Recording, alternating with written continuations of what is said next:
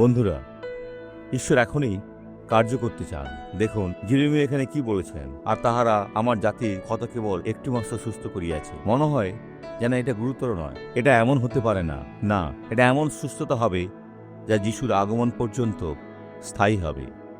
মনের সুস্থতা, আত্মার সুস্থতা, বিশ্বাসের সুস্থতা। কারণ বিশ্বাস কলুষিত।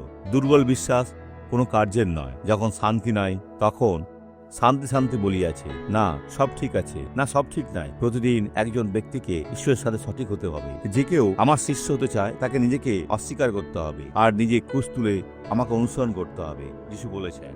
এ ধন্য ব্যক্তিকে দেখুন আজ এখানে কিভাবে চলে এলেন। আমি চলতাম কিন্তু সর্বদা খোঁড়াতাম। সব দিন খোঁড়াতাম না, কিন্তু কিছুদিন খুব খোঁড়াতাম।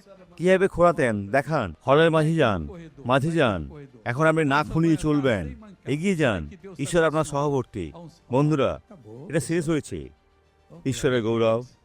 দ্রুত আসুন, দ্রুত দ্রুত হয়েছে। ঈশ্বরের গৌরব। আসুন প্রার্থনা করি। পিতা, প্রার্থনা করি এই জীবনের জন্য। এই ব্যক্তিকে আশীর্বাদ করছি। মন্দকে এগিয়ে যেতে বাধা দিচ্ছি আর ছেড়ে যেতে আজ্ঞা দিচ্ছি। আর ফিরে আসবে না। যিশুর নামে। আর আপনি বলুন, আমি বিশ্বাস করি। ঈশ্বর আশীর্বাদ করুন।